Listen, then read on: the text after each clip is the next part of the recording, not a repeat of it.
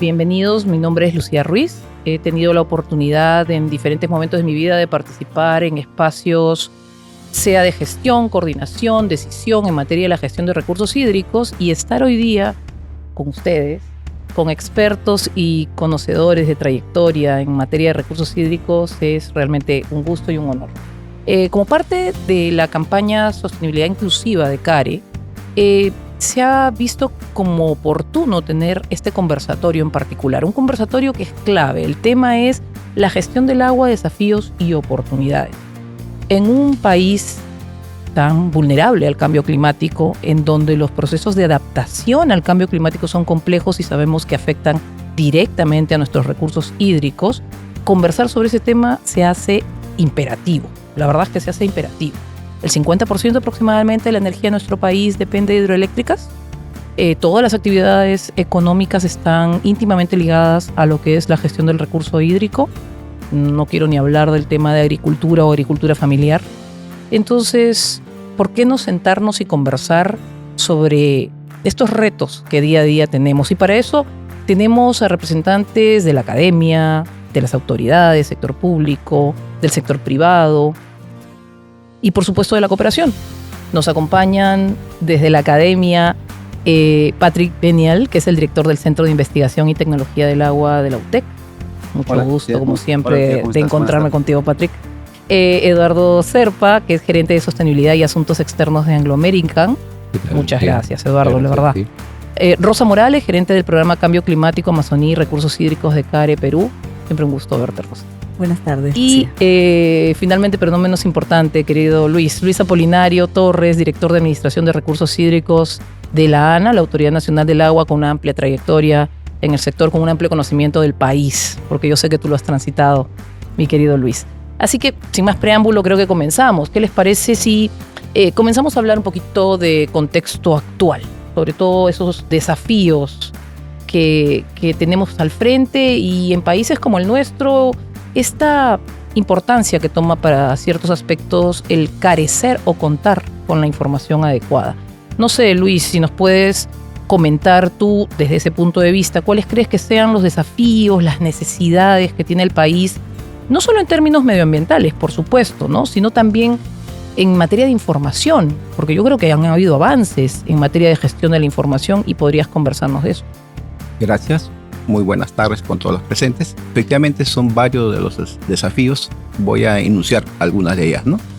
En primer lugar, queremos crear capacidades de gobernabilidad a nivel de las cuencas hidrográficas, a fin de poder regular, ¿no?, y poder coordinar las intervenciones de los diferentes actores, con el propósito de reducir posibles conflictos por el uso del agua.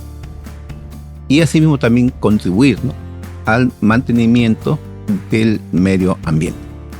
Un segundo desafío tiene que ver con mejorar el sistema de financiamiento para la gestión de los recursos hídricos. Si bien es cierto, la Ley de Recursos Hídricos y su reglamento establece, ¿no?, que un medio de financiamiento son las retribuciones económicas, pero hay que mejorar, ¿no?, ese sistema de recaudación de tal manera que permita contar con los medios económicos a fin, por ejemplo, ¿no?, de instalar todo un sistema de monitoreo de la cantidad y la calidad del agua, de tal manera que nos permita tener información de calidad para la gestión de los recursos hídricos y poder tomar buenas decisiones. Y qué decir, ¿no?, también para tener proyectos que nos permita proteger y conservar el medio ambiente. Un tercer desafío es que debemos conformar consejos de recursos hídricos a nivel de todo el país, a fin de lograr la participación de los usuarios, la sociedad en general, ¿no?, de todas las personas que están dentro de la cuenca hidrográfica, a fin de tener un objetivo en común que permitan en el futuro afianzar los recursos hídricos. Un cuarto desafío es que a nivel de cuenca hidrográfica debemos tener los planes de gestión de los recursos hídricos debidamente elaborados, ¿no?, en coordinación con todos los actores de la cuenca, de tal manera que nos permita, ¿no?, utilizar el agua de una manera más adecuada y permita satisfacer la demanda de los usuarios. Un quinto desafío tiene que ver con que las personas, ¿no?, que usen el agua cuenten con el respectivo derecho de uso de agua.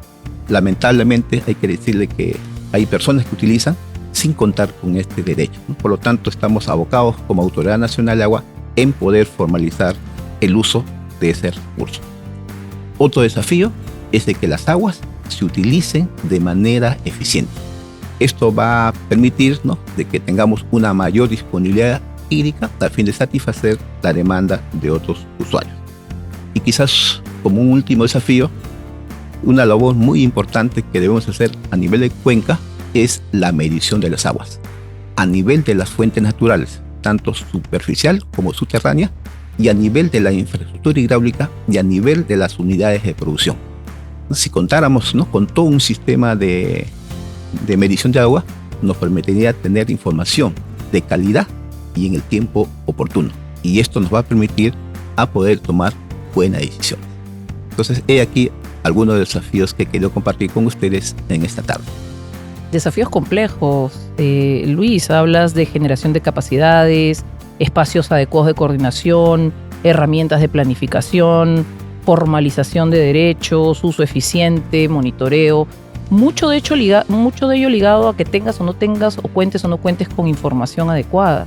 Así que suena muy interesante. ¿Cómo crees, Rosa, que puede aportar no solo la cooperación, ¿no?, el resto de instituciones a estos desafíos que te ha planteado Luis? No son fáciles. Y en particular, ¿qué está haciendo CARE Perú? Sí, gracias, Lucía. Bueno, escuchando a Luis, creo que nos damos cuenta que, si no todos, la mayoría de los desafíos que ha mencionado dependen de tener información, ¿no? Precisamente. Y más en un contexto como el que mencionaste más temprano, del cambio climático y la pérdida de diversidad biológica, la pérdida de los servicios ecosistémicos, etc. Entonces, en ese contexto, una de las cosas en las que quisiera centrarme está relacionada a medir los riesgos y las vulnerabilidades que pueden tener las personas alrededor de las cuencas y que son parte constitutiva precisamente de la gestión de cuencas.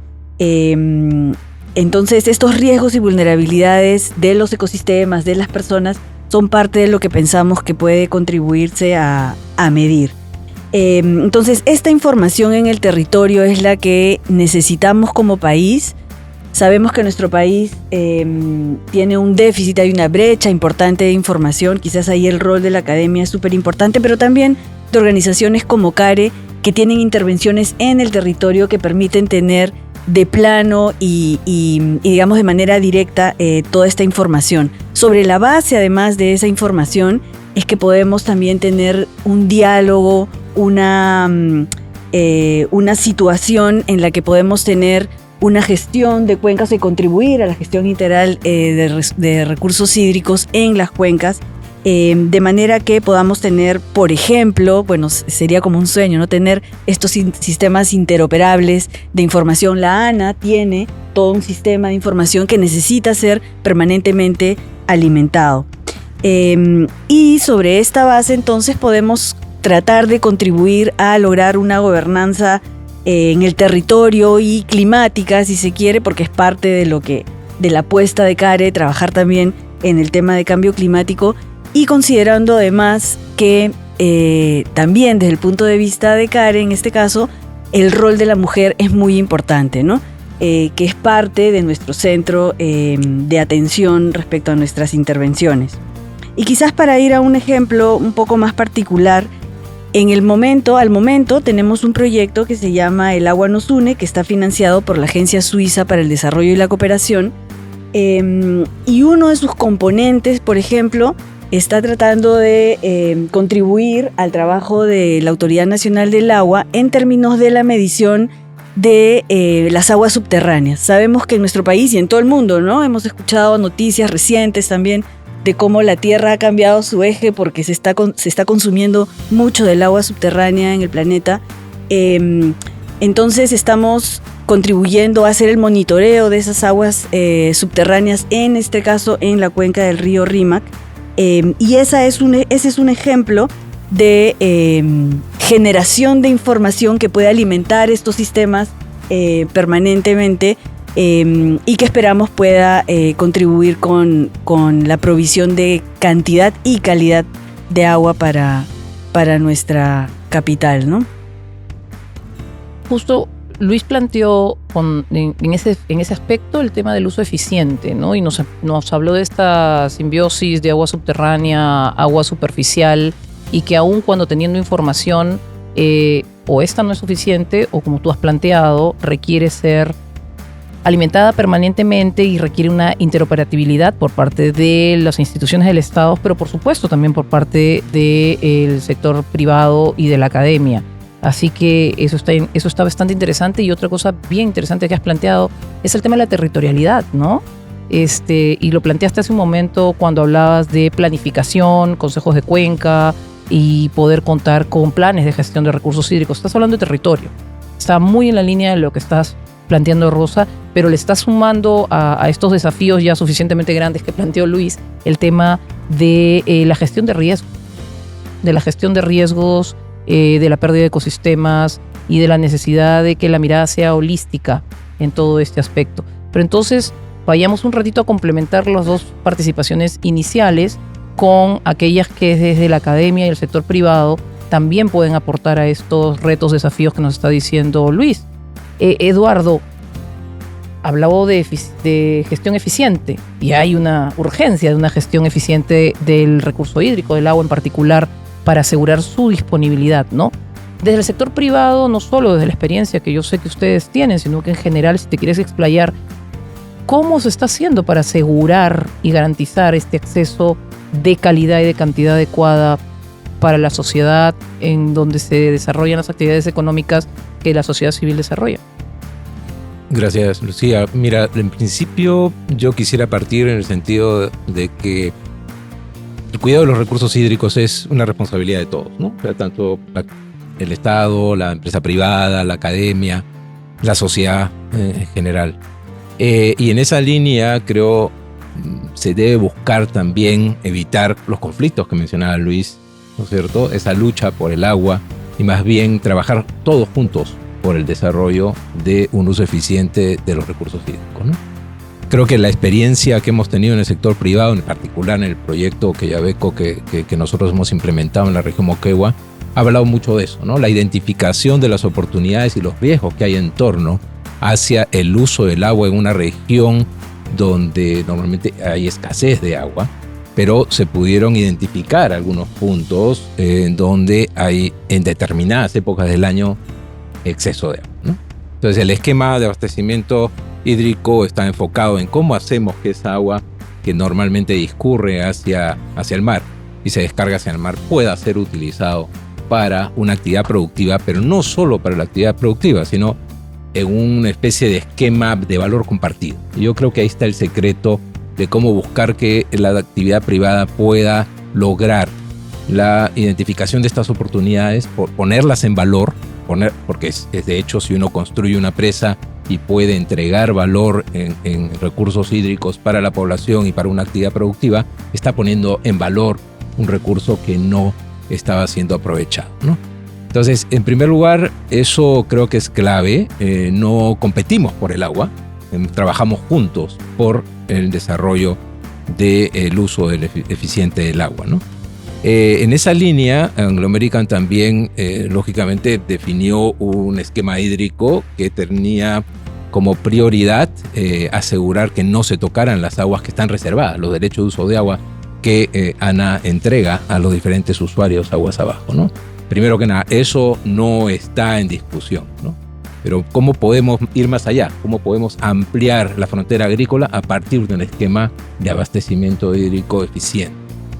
Hemos hablado también del cambio climático, los efectos que esto pueda tener. Por supuesto, la información histórica ha sido súper importante para un esquema hídrico, porque con data de más de 50 años en una cuenca, puede uno establecer más o menos cómo se comporta esa cuenca y finalmente definir cuál es el valor de la disponibilidad hídrica de una cuenca, ¿no? Y sobre esa base poder hacer planes a futuro y entregar derechos de uso de agua para la población, para la agricultura. Creo que tener en cuenta eso y trabajar en conjunto con las comunidades, con la sociedad civil, con la academia, permite, y por supuesto con las autoridades, permite lograr que estos esquemas finalmente sean una realidad, como lo está haciendo en estos momentos una presa de 60 millones de metros cúbicos en la región Moquegua, que está justamente brindando, entregando agua tanto para la población como para la agricultura. Si me permites, ese es mi primer alcance respecto a la participación del sector privado. Muchas gracias, porque esta mirada de infraestructura hidráulica multisectorial es sumamente importante, ¿no? Normalmente hablamos de competencia por el recurso hídrico cada vez más escaso y por eso es cada vez con una mayor necesidad de planificación, pero lo que deberíamos hablar es de complementariedad y de este valor compartido del que nos estás hablando, que sin información es poco, y yo conozco que la Universidad UTEC ha hecho mucho al respecto. Por eso conozco a Patrick, por la cantidad de documentación que se ha hecho, no solamente sobre cantidad, calidad y oportunidad en materia hídrica, sino también sobre temas de ecosistemas hídricos en general, amazónicos en particular. ¿Cómo ves desde la academia, Patrick, reforzar o promover una gestión eficiente del recurso hídrico, sobre todo porque, como ya mencioné tú, el trabajo que has venido liderando va incluso más allá de solo cantidad y calidad, sino que va a una mirada también territorial y de ecosistemas complejos? Sí, Lucía, muchas gracias. Y antes de responder a tu pregunta o a tu comentario complementario, quisiera públicamente dar un agradecimiento a Lana, porque hace 5 años casi llegué a Perú y todo lo que he aprendido, mucho de lo que he aprendido ha sido gracias a ustedes y a toda la información que generan. Y no me consideraría un experto del agua en el Perú hoy día si no fuera gracias a toda la información que ustedes recogen. Y muchas veces no se les felicita por esa labor que hacen, que es seguramente muy difícil de llegar. Ya para responder a tu pregunta, quisiera mencionar, no soy representante del sector productivo privado, pero sí quiero mencionarlo brevemente porque como investigador, este es el perfil, digamos, que estoy aquí representando como investigador, encontramos casos de éxito en el sector privado de cómo gestionan el agua y casos donde no es tan exitoso, lamentablemente. Y creo que el secreto, desde mi punto de vista, nuevamente insisto, es que se evalúa mal la sostenibilidad hídrica. Se genera un proyecto, sea en el agro, sea en la industria, sea en la minería, y no se evalúa la disponibilidad de agua real para un proyecto, para cumplir con las necesidades de un proyecto. Entonces se piensa en el presente, se piensa en hoy cuánta agua necesito hoy y cuánta agua hay disponible hoy. Y cuando hablamos de demanda y oferta de agua hay que verlo a futuro. Estamos enfrentando amenazas como cambio climático, por ejemplo, que nos están cambiando completamente la dinámica hidrológica y que aunque sé que es difícil de evaluar y de predecir, es necesario considerar. El sector productivo no puede dejar de ver a futuro la disponibilidad del agua y considerarla solo un problema presente. Luego ya regresando a tu pregunta, Lucía, y hablando más desde el punto de vista de la academia, nosotros tenemos un rol, como tú lo dijiste muy bien, que es el de educar, que es el obvio, el que uno piensa en academia y dice, oye, educar, transmitir conocimiento, etcétera. Difundir el conocimiento gracias a la credibilidad que la academia puede conseguir en temas de agua, se convierte como en una autoridad que tiene el suficiente criterio científico para posicionarse en temas de recursos hídricos. Y hay otros 2 roles de la academia que son menos evidentes. Está el primero, que es el intercambio de capacidades con entidades públicas. Llevamos ya años trabajando con entidades públicas como el ANA y otras, intercambiando conocimiento. Y hay que verlo como un intercambio, no es como una ayuda, un apoyo, es un intercambio. Es intercambiar equipos, intercambiar ideas, intercambiar personal e incluso algo que mencionó Luis al comienzo es conseguir fondos, captar fondos para poder hacer investigación de la cooperación internacional, de entidades privadas y demás. Y el tercer rol de la academia es el de unificar esfuerzos. Cuando llego yo hace 4 años y medio a Perú y empiezo a entender el ecosistema del recurso hídrico, me doy cuenta que está demasiado atomizado. Y es supremamente difícil de entenderlo, porque tienes planes, políticas, gestiones, tienes consejos, tienes asambleas. Es un montón de información que yo creo que hay que buscar la forma de clarificar ese panorama, de quizás reducir un poco tantos actores o llamarlos por nombres que son equivalentes y de esa forma tener un ecosistema más ordenado y más claro para trabajar con ellos. Básicamente creo que esos son los 3 componentes, Lucía, que la academia podía tener dentro del rol del recurso hídrico. Como me encanta pensar en el agua como un enfoque ecosistémico, el hecho de que hablas de ecosistema de agua, pero desde el punto de vista de la institucionalidad, la normativa, los espacios de coordinación, deberíamos seguir con esa idea de los ecosistemas. Yo creo que el rol que ha cumplido la academia y sigue cumpliendo es sumamente importante, y gracias por resaltar que aquí no se trata de alguien ayudando a alguien más, sino que acá estamos hablando de todos en una misma mesa, poniendo lo mejor que podemos dar de nuestra parte para poder sacar adelante un objetivo común, en todo caso, ¿no? Y durante muchos años, y por lo menos de mi experiencia inicial en la ANA hace ya un par de décadas, la mirada estaba relacionada con calidad y cantidad normalmente, pero cada vez está migrando más hacia una mirada holística, una mirada ecosistémica, una mirada en que lagos, lagunas, ríos, bofedales, aquellos que proveen el recurso, están siendo cada vez más considerados y en todo caso también más impactados, no solamente por el tema del cambio climático, también obviamente por actividades antrópicas de todo tipo, ¿no? Así que aquí quizás la pregunta es para una reflexión de los cuatro, una breve reflexión respecto de cómo ven ustedes o qué acciones consideran que están haciendo directamente desde la academia, del sector privado, desde la cooperación o desde la autoridad para mantener en funcionamiento estos ecosistemas. No sé si, Luis, quisieras comenzar comentándonos desde la ANA qué están haciendo ahora con una mirada ecosistémica, con una mirada de ecosistemas. Puede indicar, digamos, que como ANA, a través del proyecto de gestión integrada de los recursos hídricos, venimos ejecutando una serie de acciones. Una de ellas es de consolidar los consejos de recursos hídricos, promover la conformación de otros consejos y la elaboración de planes de gestión a nivel de cuenca. Y que dentro, ¿no?, de una de las líneas de acciones de este plan se consideren actividades orientadas a conservar los ecosistemas. Y para ello pues, se hace necesario también establecer una serie de indicadores que nos permita determinar o establecer que efectivamente se está contribuyendo, ¿no?, con conservar los ecosistemas.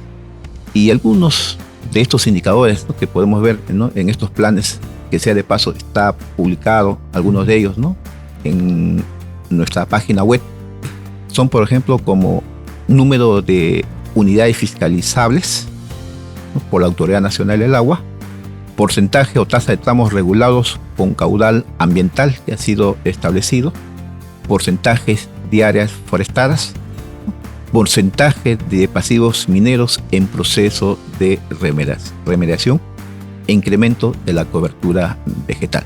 Entonces son medios que nos va a permitir establecer cuánto estamos contribuyendo dentro de una cuenca a poder conservar los recursos hídricos, y no solamente recursos hídricos, sino todos los recursos que podemos encontrar dentro de la cuenca. Súper, gracias, súper interesante. Rosa, ¿ustedes cómo lo conciben y cómo están apoyando este tipo de actividades? Sí, para complementar lo que ha mencionado Luis sobre esta mirada de gobernanza y de los ecosistemas, efectivamente nuestro país es muy rico en ecosistemas. En algún momento, por la pandemia, ¿no?, estuve estudiando un poco el tema de las soluciones basadas en la naturaleza y me metí un poco más al tema de los ecosistemas, y es interesante cómo todavía el ser humano no conoce cómo funcionan en estricto, ¿no?, todos los ecosistemas, que son, diríamos, espacios vivos que van cambiando también con la interacción con el ser humano. Pero entonces, dentro de esta diversidad de ecosistemas que tiene nuestro país, tú has mencionado ya los lagos, lagunas, ríos, bofedales. Parte de las soluciones que pensamos, o de la forma en la que se puede promover la conservación y restauración de estos ecosistemas, es usando o apelando, ¿no?, a las soluciones basadas en la naturaleza, y eso es parte de lo que estamos tratando de hacer con el proyecto que mencioné antes. Adicionalmente, por supuesto, todo esto en el marco de la gestión integral de los recursos hídricos. Ya se ha mencionado también que el manejo del agua es tarea de todos, ¿no?, lo mencionó Eduardo, y en ese sentido el trabajo entre el sector público, el sector privado, las comunidades, es algo que estamos tratando de propiciar también, como, si se quiere, facilitadores, en un rol facilitador, pero que también se basa y puede permitir o contribuir a esta idea que mencionó Eduardo también de valor compartido, ¿no? En donde es claro cuál es el valor de estos servicios que nos dan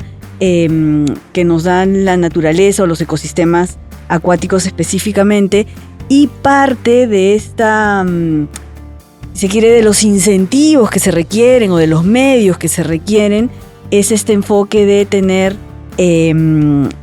finanzas verdes acompañando todo este trabajo, ¿no?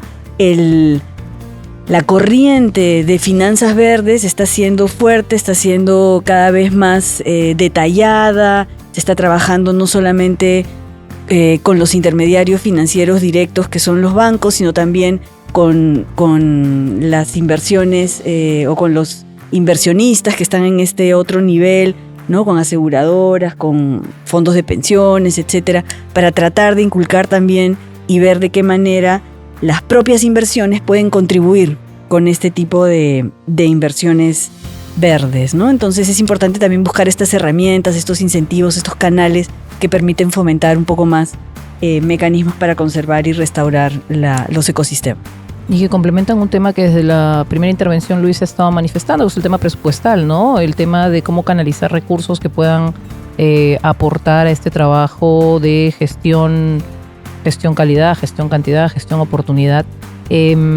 Y ahora que has hablado de soluciones basadas en naturaleza y finanzas verdes, seguro te voy a pedir que lo profundices un poquito más, porque son algunas herramientas bastante innovadoras que se están considerando y que seguro deberán de acoplarse a lo que Luis manifestó de establecer indicadores que muestren el avance.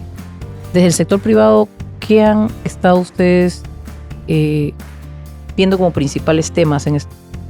Desde el sector privado creo que hemos desarrollado, en principio en Anglo American, unas metas muy ambiciosas de que nuestras actividades tengan un efecto neto positivo en la biodiversidad y en los ecosistemas donde nosotros operamos, ¿no? Entonces, una de las primeras cosas que tenemos que hacer es recabar información, tener una línea base adecuada, completa, y a partir de elementos de control y de seguimiento de la información, levantar la información y, por supuesto, los proyectos que nosotros pongamos en marcha para lograr este impacto neto positivo, pues sean medibles y puedan ser, por supuesto, mostrados y compartidos con la academia y la sociedad.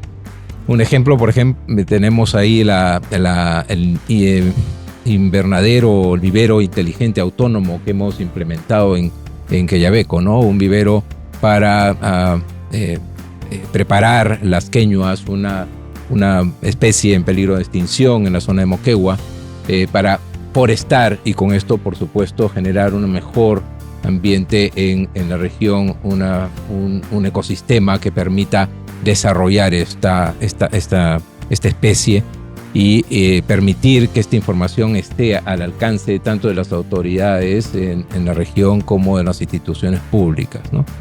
Eso por un lado. Por el otro lado, que puedo mencionar también el tema de la educación. O sea, llegar a la población a decirle, miren, vamos a hacer un monitoreo ambiental participativo para ver cómo está el agua, cómo están las especies, cómo está la flora, la fauna, etcétera. Pero previamente tiene que haber un elemento educativo, una educación respecto a qué es lo que la sociedad puede ir a monitorear y a vigilar de las intervenciones de la empresa privada.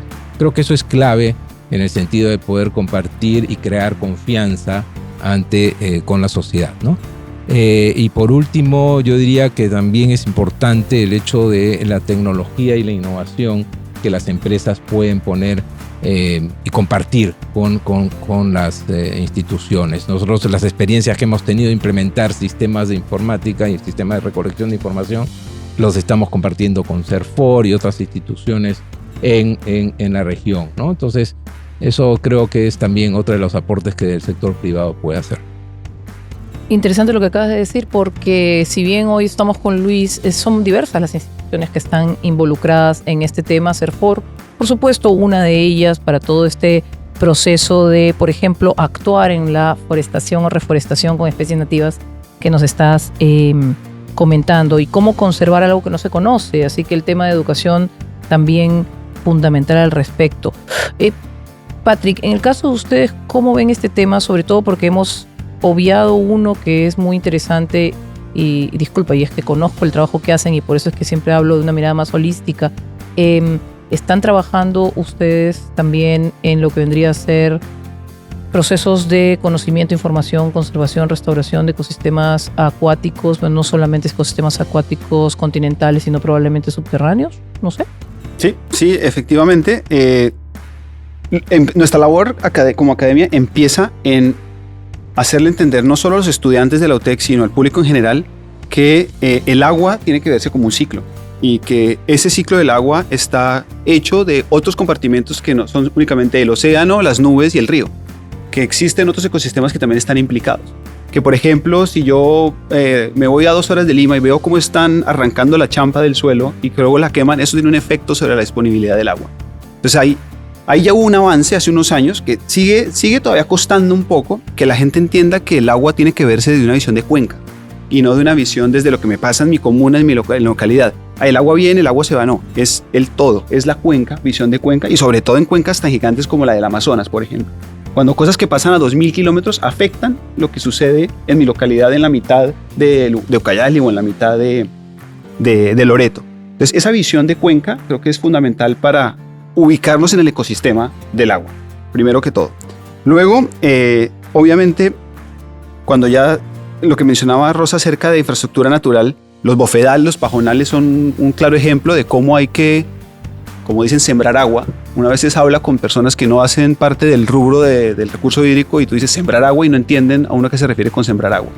Y cuando uno ya les explica, entienden la importancia de cuidar esos ecosistemas tan frágiles y que son realmente la verdadera fuente de agua, sobre todo para una ciudad como Lima, efectivamente. Pajonales, por ejemplo, preparando un poco para este conversatorio, estaba yo revisando la normativa sobre pajonales y las penas que existen sobre la degradación de pajonal.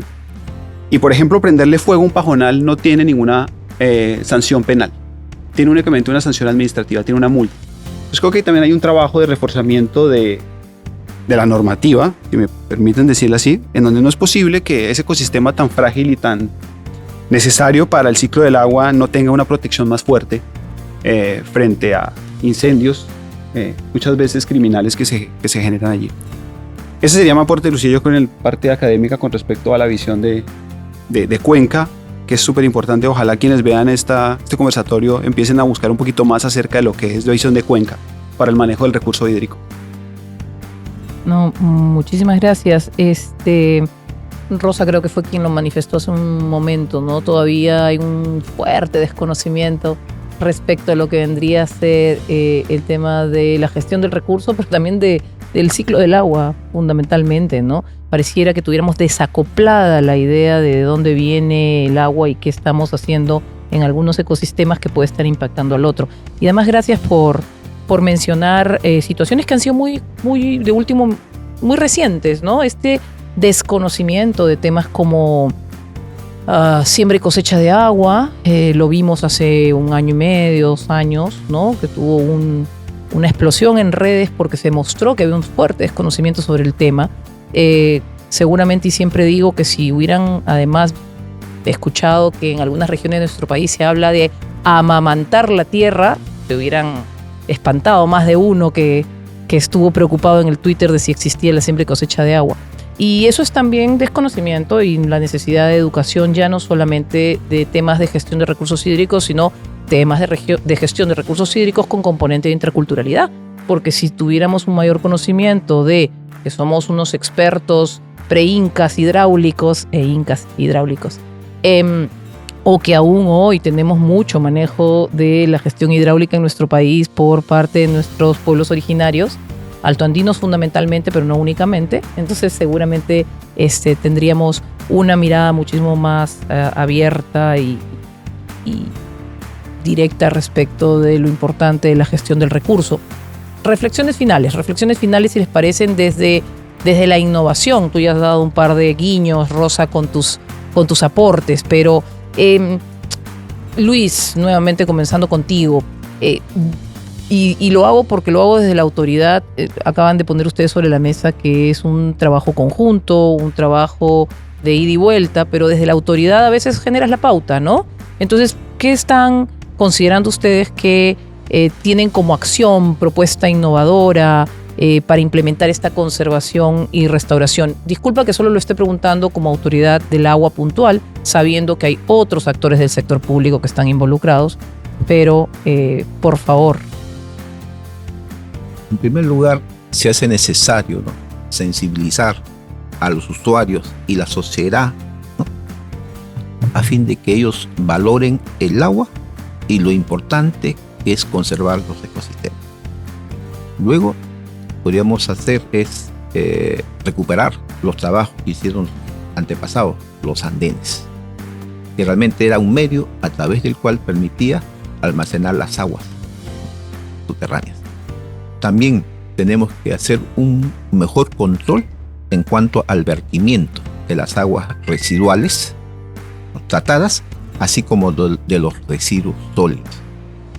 También se hace necesario, ¿no?, hacer un control y un monitoreo de la calidad de aguas para poder identificar las fuentes contaminantes a fin de poder adoptar acciones que nos permitan, ¿no?, reducir esos efectos negativos.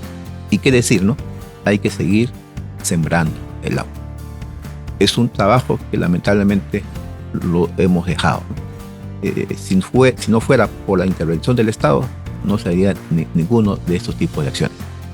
Y cabe mencionar, ¿no?, que nosotros, conscientes de esta necesidad, el año pasado hicimos la modificación de nuestro reglamento de operadores. Dentro de una cuenca hidrográfica, nosotros tenemos operadores de infraestructura hidráulica mayor y menor.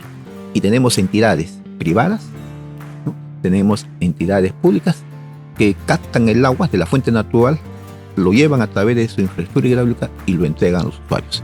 Y como tal, ellos cobran la tarifa. Pero esa tarifa lo destina exclusivamente pues a mantener y operar la infraestructura, pero no ve más allá. Pero en este reglamento de operadores hemos considerado una actividad importante que deben hacer, ¿no?, conservación de las fuentes naturales.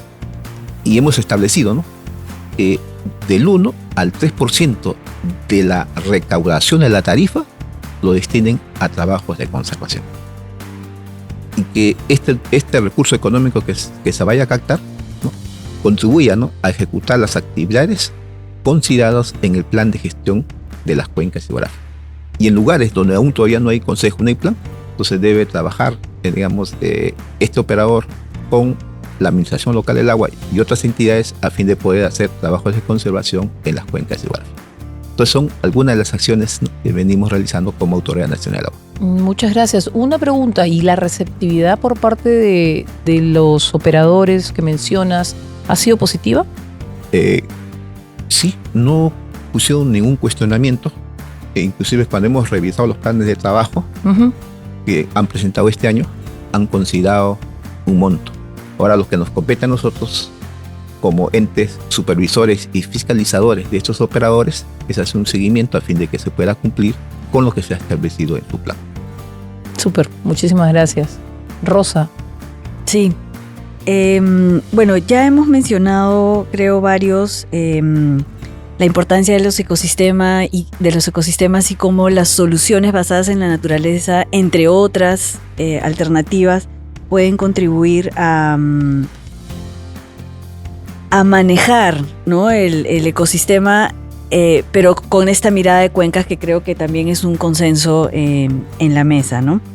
Y en ese sentido, una cosa que estamos haciendo también en el territorio y en la cuenca nuestra del RIMAC es trabajar en los 3 niveles, ¿no? En la parte alta, en la parte media y llegando hasta la parte baja, hasta el Callao, ¿no? Entonces es algo que queremos hacer y quizás no sonaría como tan innovador, porque la pregunta va a un tema de una mirada innovadora, pero hacia el final de esta pequeña intervención voy a mencionar qué cosa es lo que pensamos que puede ser innovador desde poco el valor agregado que CARE trae a la mesa. Adicionalmente, por supuesto, es muy importante el tema de la educación, de la sensibilización. Ya se ha mencionado, Luis lo ha mencionado varias veces. Siempre que se trabajan temas de construcción de capacidades, parece que, bueno, se hace, pero resulta que es una tarea, es algo que yo he aprendido también en parte en mi labor en el sector público. Me parece que es una tarea permanente. O sea, no se puede dejar de hacer esta capacitación permanente, construcción de capacidades, porque es algo que hay mucha movilidad y hay mucha nueva información también, ¿no? Y además ahora con todo el avance tecnológico, pues se requiere también estar permanentemente allí. Pero claro, no solamente debemos quedarnos en el aspecto de la construcción de capacidades, sino también en lograr tener efectos demostrativos, ¿no? Que hagan que las alternativas o soluciones puedan ser replicables y haya como un círculo virtuoso allí. Claro, teóricamente suena súper bien, pero llevarlo a la práctica es lo retador. Y hay alternativas, ¿no? Que conocemos, el certificado azul de la ANA, las obras por impuestos que podrían ser parte también que empiecen a entrar a todo este tema de infraestructura verde, por ejemplo, los Merece que conocemos que también no terminan de despegar, quizás.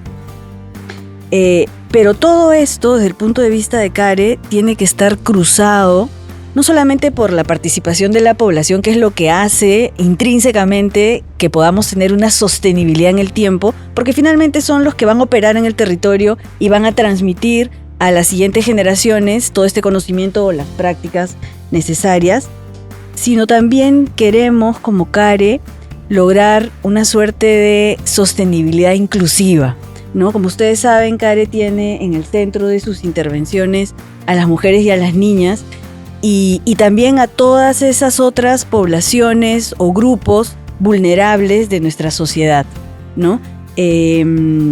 Entonces, eso es una práctica que desde el programa de cambio climático, Amazonía y recursos hídricos estamos tratando de conceptualizar y llevar al territorio y de allí sacar pilotos, ¿no? Que es parte también de la forma de trabajo de CARE que iniciamos a través de pilotos y luego esos pilotos ya los llevamos un poco a una escala mayor y sacamos lecciones aprendidas, instrumentos, herramientas, etcétera, que pueden contribuir en este caso, a manejar mejor nuestros sistemas acuáticos, nuestros ecosistemas acuáticos.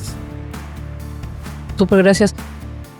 Pero me pareció interesante porque al comienzo fluiste con la respuesta y pareciste creer que no hablabas de cosas innovadoras y sin embargo a veces poner eso sobre la mesa ya es suficientemente innovador, ¿no? Quien no ha estado teniendo una mirada integral de cuenca no hace una diferencia entre la parte alta, media y baja de la cuenca. Tú estás hablando de una cuenca como la del Rímac, que es la de una mega urbe, entonces reacción y situación diferente a la que podría Eduardo contarnos cuando está hablando de una actividad económica puntual pero en un ámbito rural.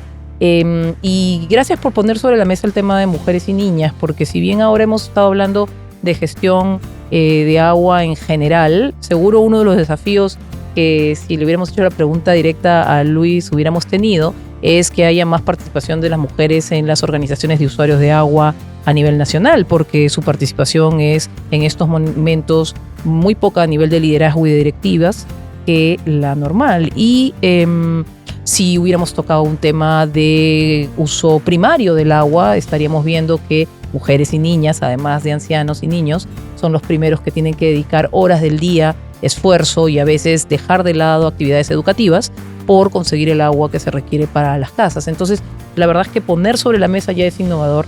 Y gracias también por mencionar estas herramientas, como puede ser el certificado azul, que lo que hace es motivar a trabajar en la gestión integral de los recursos hídricos, estas obras por impuestos, y ahí Eduardo no me dejará mentir, que desde el sector privado están cada vez generando más oportunidades en la empresa privada para poder invertir en los territorios, o los mecanismos de retribución por servicios ecosistémicos que mencionaste como mecanismos Merece, en los cuales a veces no nos damos cuenta, nosotros como usuarios estamos directamente participando, porque todo aquel que tiene acceso a una toma de agua en sus casas, al momento de que paga su recibo de agua, no importa de qué empresa de prestación de servicios de saneamiento, hablemos a nivel nacional, ya está pagando un porcentaje para poder apoyar en la cuenca. Entonces, todos podemos ser parte de la solución. Y eso ya es bastante innovador, ponerlo sobre la mesa y hacerlo visible. Eduardo, por favor. Y gracias, Lucía. Yo quiero poner sobre la mesa el tema de invertir en conseguir la información y manejar la información. Yo creo que la ANA tuvo hace unos años atrás también la iniciativa y han comenzado a recabar información inclusive de instituciones privadas respecto a información que manejan los privados. Pero yo creo que hay que ir más allá, ¿no? Tener la información que manejan las empresas y que pueda esta ser disponible también para la población en general. Yo creo que a partir de la información en las cuencas, de la información de la disponibilidad de agua y cómo se está usando y cómo se está sembrando, qué cantidad de agua se está sembrando y cuánto más se está haciendo eficiente el uso del agua, va a permitir darle mayor conocimiento también a la población. Eso por un lado, en el tema de la información. Nosotros implementamos también un sistema de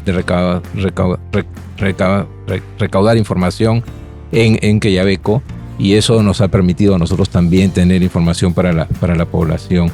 Y por otro lado, el tema del vivero autónomo que mencioné, porque experiencias como un vivero que en estos momentos es totalmente autónomo, que maneja la cantidad de agua, temperaturas, iluminación que requieren las plantas, permita realmente tener un producto en el tiempo adecuado y de la calidad adecuada, ¿no? Entonces, creo que son experiencias que el sector privado también está desarrollando, particularmente en cada experiencia, en cada actividad productiva. Y por supuesto mirando también con mucha entusiasmo las obras por impuestos que podemos ejecutar también en esa línea, y apuntando a tener el certificado sur, por supuesto, también. Gracias, Lucía. Yo creo que aquí para la academia y sobre todo para un centro de investigación como el CITA es importante la modernización. Hablamos de reconocer o recuperar el conocimiento ancestral en el manejo del recurso hídrico, obviamente, pero la modernización es vital. Modernización no solo en infraestructura, en comunicación, sistemas de información, pero también en capacitación al personal, de herramientas modernas de monitoreo, herramientas modernas de gestión, porque el tema del agua se está viendo cada día amenazado por nuevos contaminantes emergentes, nuevas amenazas para la calidad del agua, que hace unos años ni siquiera existían. Pero hoy día hablamos de cianotoxinas, por ejemplo, producidas por cianobacterias como resultado de cambio climático y exacerbación de fenómenos de eutrofización. Tenemos presencia de microplásticos, tenemos presencia de antibióticos, de medicamentos, de incluso ilícitos, sustancias ilícitas en el agua. Entonces, esa modernización es la que va a permitir que le podamos ofrecer al usuario agua de calidad. Y en suficiente cantidad, obviamente, porque pueden ir apareciendo nuevos problemas, y si no tenemos las herramientas modernas que nos permiten proveer un agua de calidad, va a ser imposible.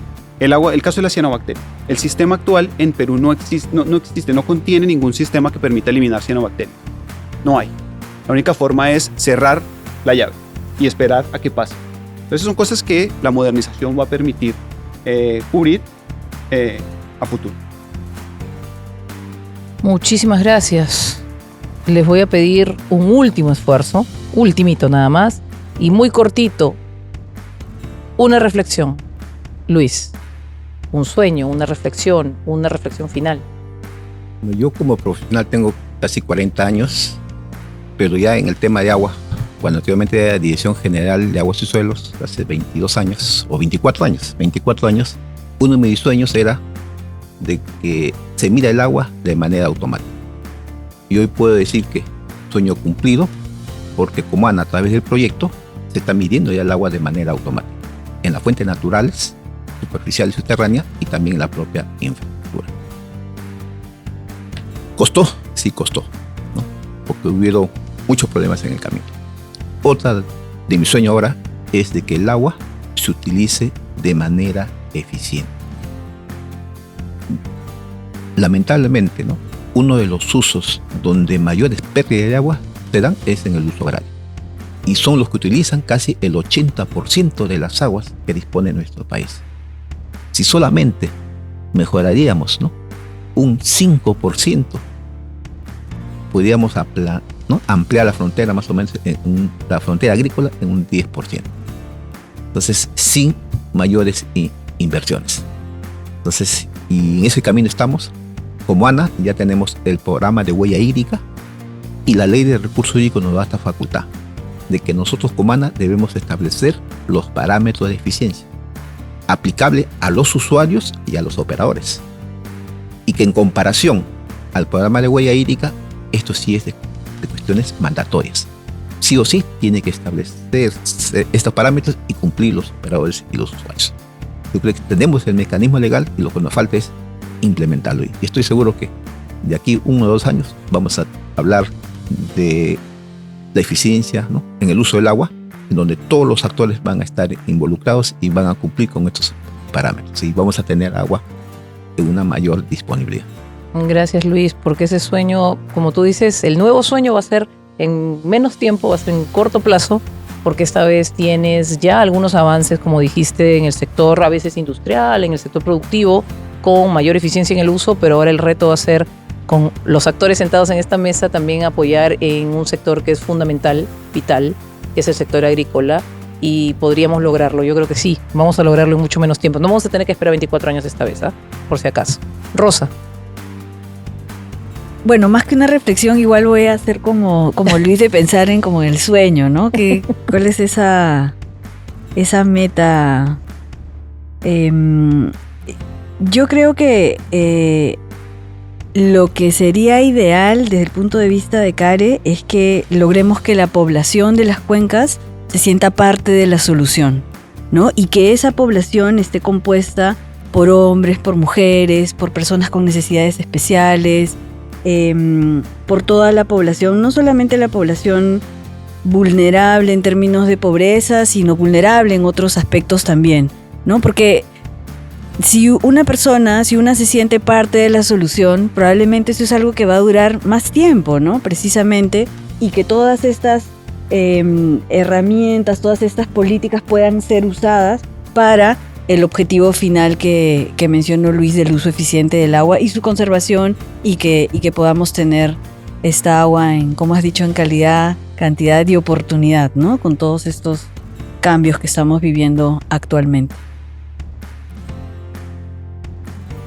Yo te diría, Lucía, que en mi caso pienso que un sueño sería que el agua, en lugar de ser el motivo del conflicto, sea el motivo de la unión entre todas las partes, ¿no? Que se busque la solución, que sea, como dice Rosa, que sean parte de la solución y que todos busquemos conjuntamente, nos adueñemos de la solución y de los proyectos vinculados al agua, ¿no? Y con esto hacer crecer la frontera agrícola y que todos tengan acceso. Voy a decirte 2 sueños. Uy, 2. 2. Vamos a permitir. Soñar no cuesta nada, entonces yo sueño doble. Sueño tecnológico, tener un sistema integrado en tiempo real de monitoreo de la calidad y la cantidad del agua que hay en el Perú. Ya se han dado pasos hacia allá, pero creo que todavía le falta un poquito, sobre todo en el sector hidrobiológico, conocer los organismos que viven en los cuerpos de agua. Resulta paradójico que en las plataformas internacionales en donde tengo el gusto de participar como colaborador no hay un solo lago peruano, y eso me preocupa bastante. Y mi sueño, ya quizá inalcanzable, quizá no, es de aquí a algunos años que todos los peruanos tengan 10 litros de agua potable al día para poder por lo menos sobrevivir. Eso sería, sí, mis sueños. Muchísimas gracias.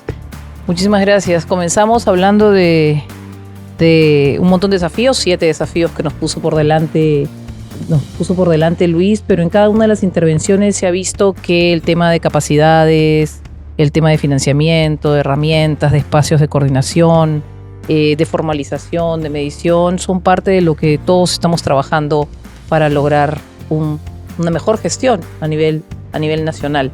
La verdad es que desde la academia, desde la sociedad civil, desde el Estado, desde la cooperación, estos objetivos de desarrollo sostenible relacionados con el tema del agua, Objetivo de Desarrollo Sostenible 6, que entre otras busca que toda persona tenga acceso al agua en sus viviendas, de ser posible, o mucho más cercano, de ser posible en su comunidad, tiene que ser un reto en el que todos estemos involucrados.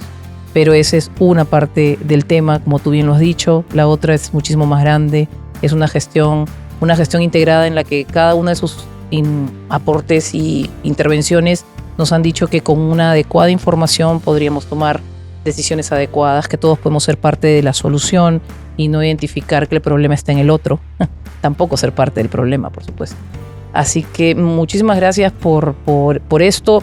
Normalmente cuando se habla de temas de agua, miren, podríamos estar hablando no 45 minutos, podríamos estar hablando 4 días, pero yo creo que es una buena oportunidad para que esta campaña de sostenibilidad inclusiva de CARE Perú tenga una mesa de reflexión y anime a quien está viéndonos en estos momentos a que puedan haber más mesas de trabajo y más mesas de reflexión sobre este tema y otros que son de interés nacional y que lo que buscan es que podamos tener un desarrollo sostenible, inclusivo para todos los peruanos.